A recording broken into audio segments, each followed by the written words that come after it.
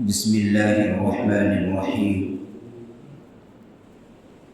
الحمد لله رب العالمين، والصلاة والسلام على سيد الأنبياء والمرسلين وعلى آله وصحبه ومن تبعهم بإحسان إلى يوم الدين. أما بعد، أعوذ بالله من الشيطان الرجيم. بسم الله الرحمن الرحيم. ولا تقولوا لمن يقتل في سبيل الله أموات. صدق الله العلي العظيم. محترم بزرگوں اور عزیز ساتھیوں، آج کی تاریخ 14 اگست ہے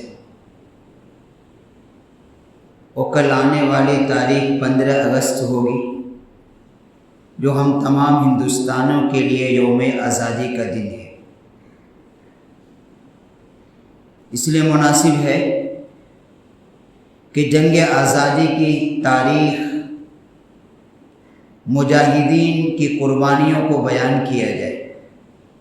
وہ تاریخ جو کتاب کے اوراق سے ہٹا دیا گیا ہے، جو ایک سازش کے تحت حقائق کو چھپانے کی کوشش کی گئی ہے، اور مسلمان اور ان کے آباء و اجداد نے، علماء کرام نے، مدارس نے اس ملک کی جنگ آزادی میں کیا کردار ادا کیا گیا ہے، اس کو جاننا ہر مسلمان کے لیے ضروری ہے۔ اس لیے کہ جو قوم اپنے اسلاف کی، اپنے بزرگوں کی تاریخ سے ناواقف ہوتی ہے، وہ کبھی دنیا کے اندر ترقی نہیں کر سکتی۔ وہ قوم کبھی منزل مقصود تک پہنچ ہی نہیں سکتی جو اپنے اسلاف اور بزرگوں کی قربانیوں سے واقف نہ ہو، ان کی تاریخ سے آشنا نہ ہو۔ اس لیے مناسب ہے کہ وہ کچھ حقائق ضرور بیان کیے جائیں۔ جب 1799 میں شیر میسور حضرت ٹیپو سلطان شہید رحمۃ اللہ علیہ کی شہادت ہو جاتی، تو اس وقت انگریز کو یہ محسوس ہونے لگا تھا کہ اب اس ملک ہندوستان پر کوئی طاقت ہمیں قابض ہونے سے نہیں روک سکتی۔ چنانچہ جب ٹیپو سلطان شہید رحمۃ اللہ علیہ کی شہادت ہو جاتی ہے اور جب ان کی روح قبض ہو جاتی ہے، تو انگریز کا جنرل حضرت ٹیپو سلطان شہید رحمۃ اللہ علیہ کی لاش پر کھڑا ہوتا ہے اور کھڑے ہو کر یہ اعلان کرتا ہے کہ آج سے یہ ہندوستان ہمارا ہے، اور یہ ان کا نعرہ صحیح ثابت ہوا۔ اس کے بعد جو دوسرے علاقوں میں جو گورنر تھے ہمارے مسلمان، ان کے گردنوں کو دبانے میں انگریز کو ذرا بھی دقت محسوس نہیں ہوئی، کوئی پریشانی نہیں ہوئی۔ سب کے گردنوں کو دباتے ہوئے یہ دہلی تک پہنچتے۔ لیکن یہاں ایک بات اور ہمیں سمجھ میں آتی ہے کہ جب تک ٹیپو سلطان شہید رحمۃ اللہ علیہ زندہ تھے، تو انگریز کے مائی کے لان میں یہ دم نہیں تھا کوئی اس کا تصور کر سکے کہ ہم اس ملک پر قابض ہو چکے ہیں۔ یہ وہ کانٹا تھا جو ان کو چبھ رہا تھا۔ کیونکہ وقت کم رہتا ہے، اس کے پیچھے کی تاریخ میں نہیں بیان کر رہا ہوں، جو مجھے اصل میں آگے کا بیان کرنا ہے۔ تو ان کو چبھتا تھا، اور سب سے بڑا کانٹا اس وقت جو انگریز کے لیے جو سب سے بڑی دیوار جو حائل تھی، وہ ٹیپو سلطان شہید رحمۃ اللہ علیہ کی تھی۔ ان کی شہادت کے بعد یہ صرف 3 سال کے عرصے میں دہلی تک اپنا حکومت جما لیتے، اور دہلی کے اندر جا کر یہ اعلان کرتے ہیں کہ آج سے اس ملک کے اندر حکم جو چلے گا وہ ایسٹ انڈیا کمپنی کا چلے گا۔ مخلوق خدا کی، ملک بادشاہ سلامت کا، لیکن اس ملک ہندوستان پر جو حکم چلے گا وہ ایسٹ انڈیا کمپنی کا چلے گا۔ اسی دہلی کے اندر کوئی مرد مجاہد تھا جو مسجدوں کے اندر وقت پر نماز پڑھاتا تھا، باقی ٹائم میں لوگوں کو درس دیتا تھا اور تزکیہ نفس کرتا تھا۔ اس ملک کے اندر بڑے بڑے ہندوستان کے اندر مہاراجا تھے، کسی کی ہمت نہیں ہوئی کس انگریز کے اس نعرے کے خلاف آواز بلند کر، سب ڈرے ہوئے تھے۔ بڑے بڑے سیٹھ خاں تھے، اپنے آپ کو سمجھتے تھے، کسی کی ہمت نہیں ہوئی، اس لیے کہ وہ جانتے تھے کہ انگریز کے خلاف بولنا اپنے آپ کو جیل کی سلاخوں کے پیچھے ڈالنا۔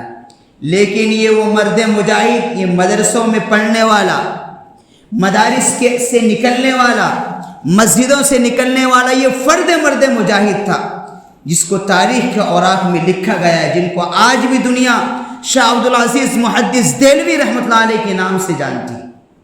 انہوں نے فتویٰ جاری کیا کہ آج سے ملک ہندوستان غلام بن چکا ہے، اس ملک کے اندر رہنے والے ہر شخص پر انگریز کے خلاف جہاد کرنا فرض ہے۔ اللہ کے یہاں اس مرد مجاہد کی آواز قبول ہوئی، انہوں نے دہلی کے اندر یہ صدا لگائی، لیکن اس کی آواز پورے ملک کے اندر گونجی، آزادی کی لہر دوڑ گئی، لیکن اس آواز بلند کرنے کے نتیجے میں ان کو سزا دی گئی، دہلی سے ان کو دربدر کر دیا گیا، ان کی جو مسجد تھی زمین دوز کر دی گئی، بلڈوزر چلا دیا گیا، زمین کے اندر دفن کر دی گئی، اور دہلی کے اندر جتنی ان کی جائیداد تھی سب قرق کر لیا گیا، سب پر قبضہ کر لیا حکومت، ان کو زہر دے دیا گیا تھا، جس کی وجہ سے وہ برس کی بیماری کے شکار ہو گئے، بدن پر سفید داغ ہو گئے تھے، لیکن اپنے فتوے سے، اپنے موقف سے 1 انچ پیچھے نہیں ہٹے۔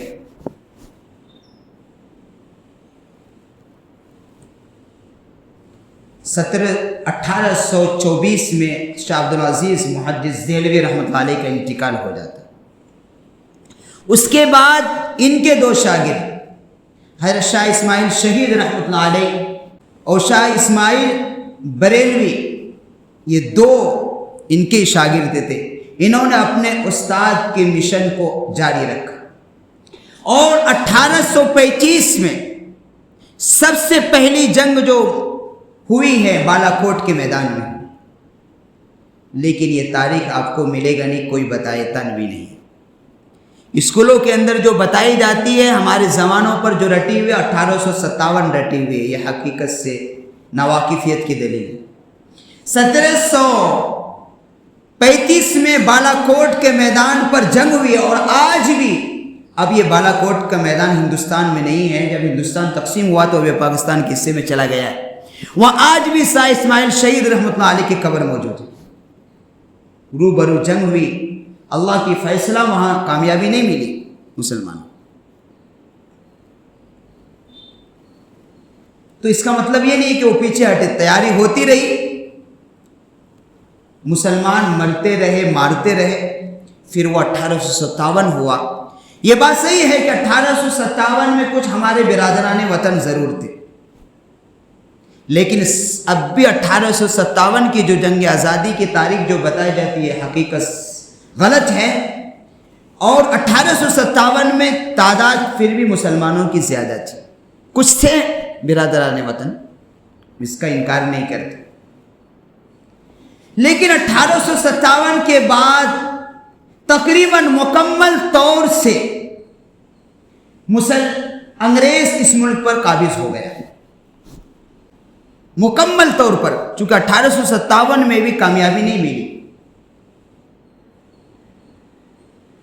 اور اس 1857 میں 1 2 نہیں 33,000 علماء کرام کی پھانسی کے پھندوں پر لٹکائے گئے۔ رام لیلا میدان سے لے کر لال قلعے کی دیوار تک، بیچ میں اگر کوئی درخت تھا اور اس پر اگر کسی کی گردن لٹکی تھی تو علماء کرام کی تھی، مسلمانوں کی گردن لٹکائی گئی تھی۔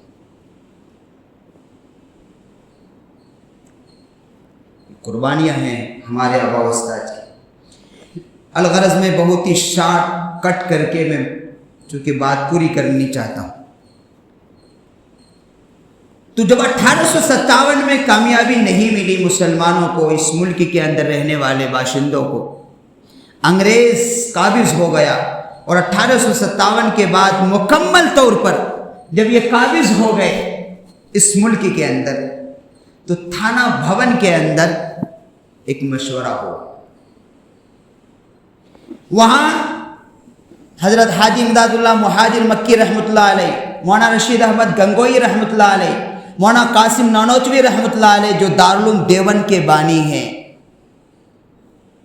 مولانا اور ایک محمد تھانوی رحمۃ اللہ علیہ کے نام کر کے، حافظ ضامن شہید رحمۃ اللہ علیہ، یہ حضرات علماء کرام اکابرین نے مشورہ کیا کہ اب عملی طور پر انگریزوں سے مقابلہ کرنا ہے۔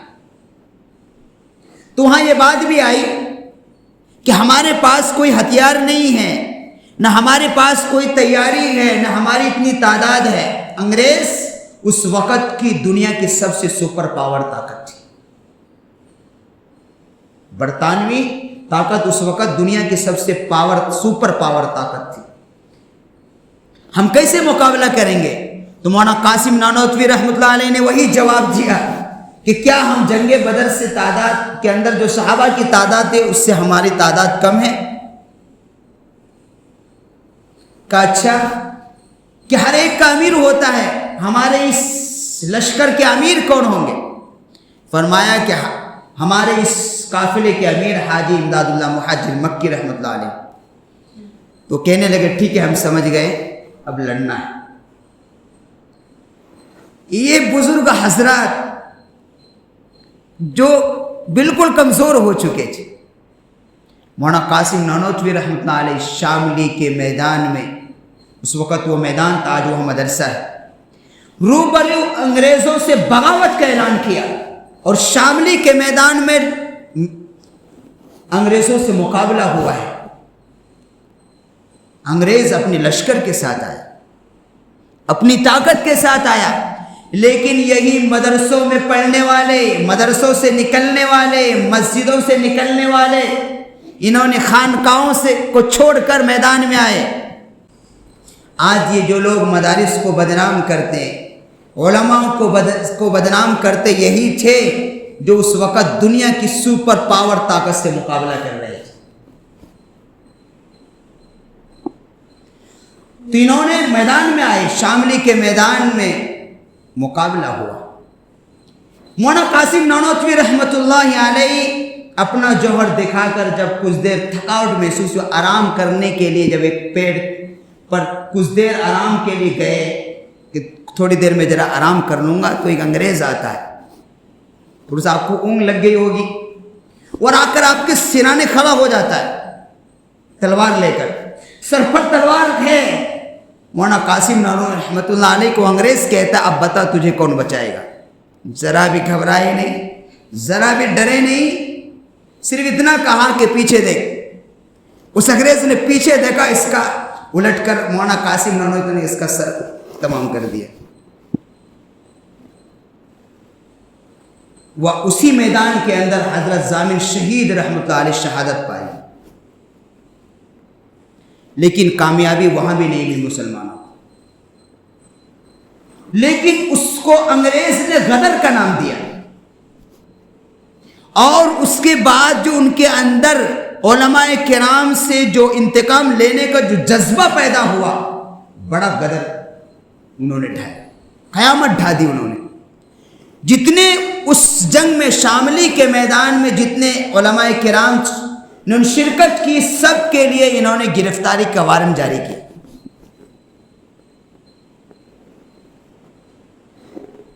قصہ لکھا ہے کتابوں کے اندر کہ مولانا قاسم نانوتوی رحمۃ اللہ علیہ اس وقت دیوبند کے اندر رہتے تھے، ایک مکان میں رہتے تھے، انگریز نے CID لگا دی۔ اس وقت چھتہ مسجد ابھی دارالعلوم کی بنیاد نہیں ڈلی تھی، چھٹا میں کسی مخبر نے یہ خبر دے دی کہ حضرت یہاں مسجد کے اندر ہے، اور پوری فوج فوراً آ گئی اور چاروں طرف سے مسجد کو گھیر لیا گیا، حضرت اندر ہے، اور حضرت کو بھی محسوس ہو گیا کہ مجھے پوری طرف سے گھیر لیا گیا ہے۔ جہاں پر بیٹھے تھے اس جگہ سے ہٹ کر دوسری جگہ بیٹھ گئے اور تسبیح پڑھنے لگے۔ بعض نے کتابوں کے اندر لکھا ہے کہ آپ جھاڑو لگا رہے تھے مسجد کے اندر۔ آیا افسر اندر اور مولانا قاسم نانوتوی رحمۃ اللہ علیہ سے پوچھتا ہے کہ تم قاسم کو پہچانتے ہو، کہاں ہے؟ حضرت نے کہا کبھی یہاں تھے، ابھی کہاں ہے نہیں معلوم مجھے۔ چونکہ اللہ کو آپ سے کام لینا تھا، بہت بڑا کام لینا تھا، اللہ نے آپ کی حفاظت فرمائی۔ فرمایا کبھی یہی تھے، اب کہاں ہے مجھے نہیں معلوم۔ وہ تو سمجھ رہے تھے کوئی بڑا آدمی ہوگا، سادہ سا لباس میں، حضرت کے اندر بڑی سادگی تھی۔ فرمایا مسجد میں تسبیح پڑھنے والا، جھاڑو لگانے والا یہ اتنا بڑا کام کر سکتا ہے؟ ان کے خیال میں تو یہ تھا۔ باہر پورا مسجد تلاش کی، باہر نکل گئے، اور حضرت بھی جوتا پہنے باہر نکل گئے۔ جو باہر کھڑے تھے انہوں نے یہ سمجھا ہوگا جو افسر اندر گئے انہوں نے ان کو باہر کر دیا۔ بعد میں انہیں محسوس ہوا کہ وہی مولانا قاسم نانوتوی تھے، جب تک تو وہ نکل چکے تھے۔ دراصل اللہ نے ان کی حفاظت فرمائی، چونکہ ان سے کام بہت بڑا لینا تھا۔ مولانا رشید احمد گنگوئی رحمۃ اللہ علیہ کے متعلق بھی گرفتاری کا وارنٹ جاری تھا، وہ الغرض گرفتار ہو گئی تھی۔ وہ گرفتار ہو کر ان کو مظفر نگر کے ایک جیل میں رکھا گیا، اور جب وہ جیل کے اندر جتنے بھی ڈاکو شریر قسم کے لوگ گئے تھے، سب نے کیا کیا؟ حضرت کے ساتھ وہاں لا الہ الا اللہ کی ضربیں لگانے شروع کر دی، ذکر کرنا شروع کر دیا۔ جب اس کی خبر حکومت کو پہنچی تو انہوں نے کہا یہ تو یہاں آ کر انہوں نے جیل خانے کو خانقاہ بنا دیا۔ وہ تنگ آ گئے اور حضرت کو جو ہے رہائی کا فیصلہ سنا دیا گیا۔ اس وقت دارالعلوم کا پہلا شاگرد، جس کو دنیا شیخ الہند محمود الحسن دیوبندی رحمۃ اللہ علیہ کے نام سے جانتی ہے، تو حضرت اس وقت دارالعلوم کے اندر پڑھاتے تھے۔ انہوں نے یہاں سے ہجرت کی اور اپنی جگہ پر دوسرے کو منتخب کیا، مولانا انور شاہ کشمیر رحمۃ اللہ علیہ کو شیخ الحدیث بنایا، اور آپ یہاں سے مدینے کا سفر کیا۔ اور مدینے کا سفر اس نیت سے کیا، وہاں اس وقت عرب میں ترکی حکومت تھی، ترکی کی حکومت تھی، کہ ان کو اس بات پر آمادہ کرے کہ وہ ملک ہندوستان پر انگریزوں کے خلاف لڑے، اور پھر اپنے ایک شاگرد حضرت عبید اللہ سندھی رحمۃ اللہ علیہ کو افغانستان بھیجا کہ وہاں افغان حکومت تھی، ان کو آمادہ کرے کہ وہ انگریزوں کے خلاف حملہ کرے، اور جو ملک ہندوستان کے اندر جو لوگ ہیں وہ سب ہندو مسلم مل کر انگریز کے خلاف لڑے۔ انگریز چاروں طرف سے کہ جب حملوں سے بیچ میں آئے گا تو پس کر رہ جائے گا۔ یہ پلاننگ تھی، لیکن یہ حضرت کی پلاننگ ایک سازش کے تحت کامیاب نہیں ہو سکی۔ وہ ایسے ہوا کہ آپ نے تحریک ریشمی رومال کا نام سنا ہوگا، جو آپ نے حضرت ایک شاگرد کو جب افغانستان کے اندر بھیجا تو وہاں افغانستان کے اندر انہوں نے جا کر وہاں آزاد حکومت قائم کی، اور 6 سال کے اندر جو انہوں نے وہاں کارنامے انجام دیے، اس کی رپورٹ ایک اپنے کسی خاص آدمی کے ذریعے سے وہ حضرت تک پہنچانا چاہتے تھے۔ جو رپورٹ پہنچا رہے تھے، اس زمانے کے اندر ٹیلی فون وغیرہ نہیں تھا، خط جو لکھے جاتے جو پیغام پہنچایا جاتا وہ رومال پر پہنچایا جاتا تھا، تو رومال پر لکھ کر جو پہنچایا جا رہا تھا، لیکن وہ اتفاقاً راستے میں حکومت کے ایجنڈے کے ہاتھ لگ گئی، سی آئی ڈی کے ہاتھ لگ گئی۔ وہ اس کے بعد جو ہے اسی میں مولانا محمود حسن دیوبندی رحمۃ اللہ علیہ گرفتار ہوئے، اسی میں ان کے شاگرد مولانا شیخ الاسلام مولانا حسین احمد مدنی رحمۃ اللہ علیہ بھی گرفتار ہوئے، اور ان کو مالٹا کی جیل میں بھیج دیا گیا۔ وہاں کی صعوبت کو برداشت کر کے اس لیے کہ جب حضرت مالٹا کے اندر جب جیلوں کے اندر گئے تو پورے ملک کے اندر احتجاجات ہو رہے تھے حضرت کے حق میں، اور انگریزوں کے خلاف آواز اٹھ رہی تھی۔ انگریز تنگ آ کر مولانا محمود حسن دیوبندی رحمۃ اللہ علیہ کو بوڑھائی کے زمان، بوڑھے ہو گئے تھے، کہ رہائی کرنا پڑا۔ مالٹا کا جیل دنیا کا خطرناک جیل میں شمار ہوتا ہے، کالا پانی کا جیل، وہاں بھیج دیا تھا۔ وہاں کی صحبتوں کو برداشت کر کے جب آپ واپس آ رہے تھے، ابھی آپ کی جہاز ممبئی کی بندرگاہ پر آنے ہی والی تھی کہ انگریز نے اپنے دروازے ایک علماء کو، مولانا کو بھیجا کہ حضرت سے جا کر کہو کہ اب آپ اس ملک کے اندر آپ کی بہت ضرورت ہے، آپ انگریزوں کے خلاف مہم چلانا، بولنا بند کریے، جا کر خانقاہ کھولیے اور مدرسے میں پڑھائیے صرف۔ جب یہ انگریز کا پیغام لے کر، وہ کوئی عالم ہی تھا، یہ بہت سے ہوتے جو درباری ملا ہم لوگ اسے بولتے، انگریز کا پڑھاوا گیا، اور اسے جب حضرت مولانا محمود حسن دیوبندی رحمۃ اللہ علیہ کو جب یہ بات انہوں نے کہی تو جوش میں آ گیا۔ انہوں نے کہا سن، میں جب جیل سے چھوٹ کر آیا تو یہ عزم لے کر آیا ہوں کہ جب تک میری طاقت جسم میں جان رہے گی، چلنے کی طاقت رہے گی، تو اس وقت تک میں یہ کہوں گا کہ انگریز کی غلامی ہے امن، اور جب مجھے چلنے کی طاقت نہیں رہے گی تو میں اپنے شاگردوں سے کہوں گا کہ میری چارپائی کو اٹھاؤ اور کریو لے جاؤ، گاؤں گاؤں لے جاؤ، اور میں جا کر وہ اعلان کروں گا کہ انگریز کی فوج میں بھرتی ہونا حرام ہے، انگریز کی غلامی حرام ہے۔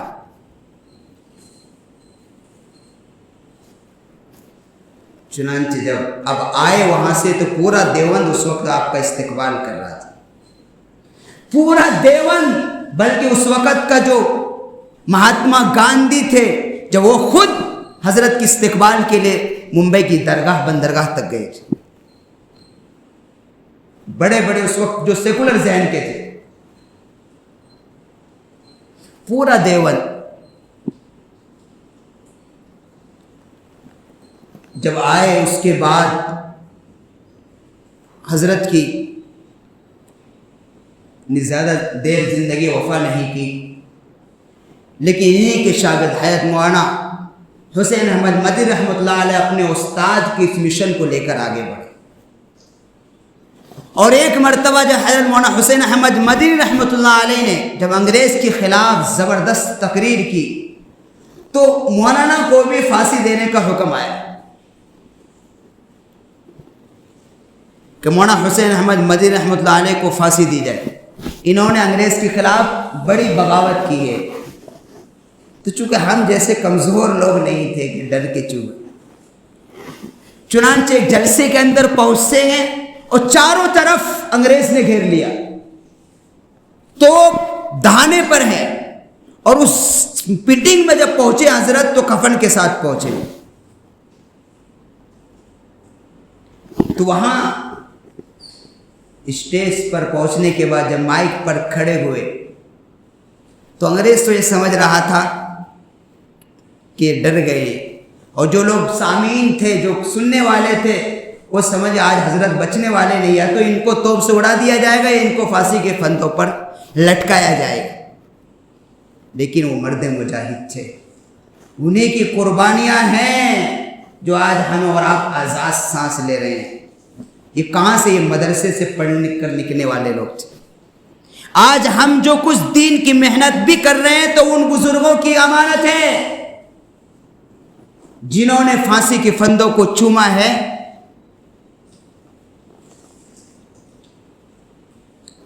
جب آپ مائک پر کھڑے ہوئے اور کہا، اور زبردست جب تقریر دی، وہ اسی اسٹیج پر بیٹھے ہوئے تھے مولانا جوہر صاحب، انہوں نے آ کر حضرت کے پیر کو چوم لیا کہ آپ کی جرأت کو سلام، ہم تو سمجھ رہے تھے کہ آج آپ بچنے والے نہیں۔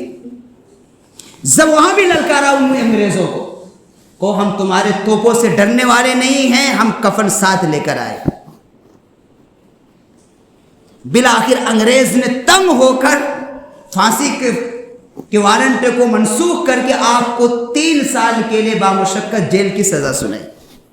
جو لوگ مدارس کو، علماء کو بدنام کرتے ہیں، ان کو اس کی تاریخ جاننا چاہیے کہ اگر اس ملک کے اندر علماء کرام اور مدارس اگر اپنا رول ادا نہیں کرتے، کبھی یہ ملک انگریز سے آزاد نہیں ہوتا۔ کسی مائی کے لال کے اندر طاقت ہی نہیں تھی، اور 1-2 سال نہیں، تقریباً 300 سالہ قربانیاں ہیں۔ ہم تو صرف 1857 رٹے ہوئے وہی معلوم ہے، نہیں، یہ حقیقت سے ناشنی کی علامت ہے۔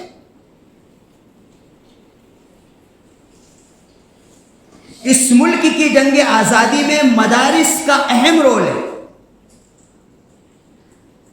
اور مدارس سے نکلنے والے جو علماء تھے انہوں نے زبردست قربانیاں دی، انگریز کے خلاف بغاوت کا کھلے عام اعلان کیا، اور انگریز اس وقت کی سپر پاور طاقت تھی۔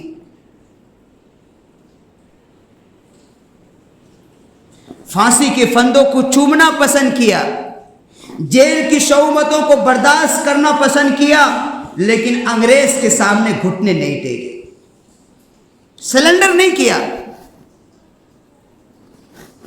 علماء کرام نے اپنے سینے پر گولیاں کھائی ہیں لیکن پیچھے نہیں ہٹے، انہیں توپ کا نشانہ بنایا گیا ہے، خاندان کے خاندان اجاڑ دیے گئے، ان کی پوری فیملی کو بیوہ کر دیا اور مجبور لاچار کر دیا گیا، لیکن پیچھے نہیں ہٹے۔ لیکن افسوس ہوتا ہے کہ جن کے آباء و اجداد نے اس ملک کے لیے آزادی کے لیے اتنی قربانیاں دی ہو، آج انہی کو پریشان کیا جاتا ہے۔ آج مدارس کو مسمار کیا جا رہا ہے، مسجدوں پر تالے لگائے جا رہے، بلڈوزر چلائے جا رہے ہیں۔ اس وقت بھی انگریز کی یہی مشن تھی کہ اس ملک کے اندر عیسائیت کو ترجیح دی جائے، اور آج اس ملک کی برسد فرقہ پرست طاقت یہی چاہتی ہے کہ اس ملک کے اندر ہندوازم کو ریتی رواج کو بڑھاوا دیا جا رہا ہے، اور اسی میں دھکیلنے کی ہمیں اور آپ کو کوشش کی جا رہی ہے۔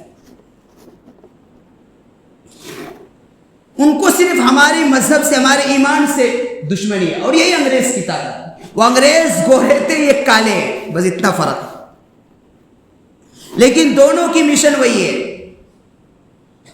موجودہ باطل اسی مشن پر ہے جو اس ملک کے اندر انگریز کا مشن تھا، کہ اس ملک سے ایمان کو اور ایمانی جو علامات نام و نشان ہے، مدارس اسلام کی قلعے اس کو ختم کر رہی ہے۔ اور انگریز نے یہی کیا تھا کہ ملک کے اندر جتنے مدارس سے سب کو ختم کرنے کی کوشش وہ کر دیا تھا، مساجد کو، مدارس کو مسمار۔ دہلی کے اندر جتنے مدارس سے سب کو بلڈوز کر دیا گیا تھا،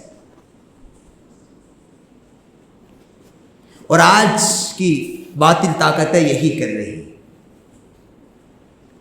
لیکن انہیں معلوم نہیں ہے، وہ نادان ہے، کہ اسلام دنیا کے اندر مٹنے کے لیے نہیں آیا ہے، یہ قیامت تک رہنے والا مذہب ہے۔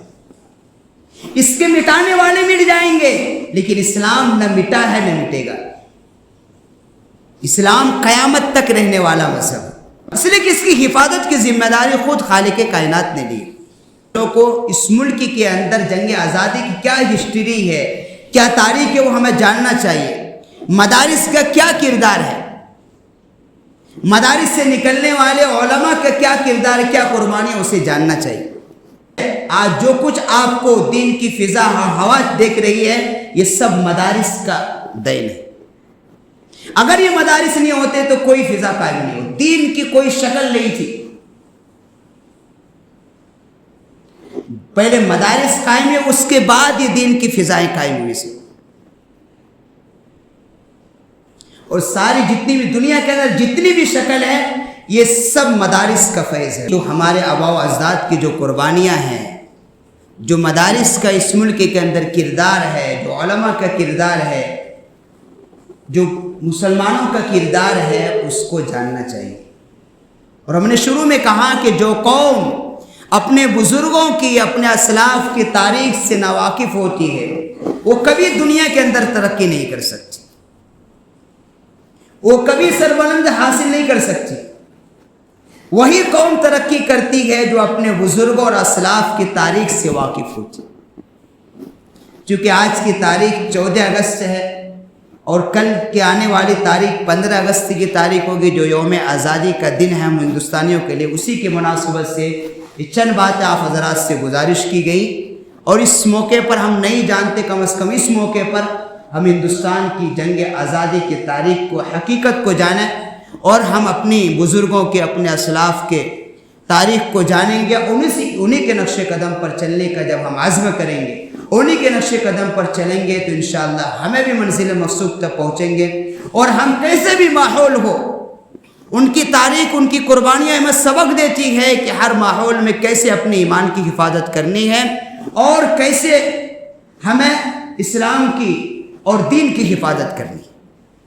سب ہمارے بزرگوں کی قربانیوں سے سارے سبق ملتے ہیں۔ اللہ تبارک و تعالیٰ سے دعا ہے کہ اللہ رب العزت ہم سب کو اپنے بزرگوں کے نقش قدم پر چلنے کی توفیق نصیب فرمائے، اور ان کی تاریخ کو زندہ رکھنے کے لیے اللہ ہمیں اور آپ کو قبول فرمائے۔ وآخر دعوانا الحمدللہ رب العالمین۔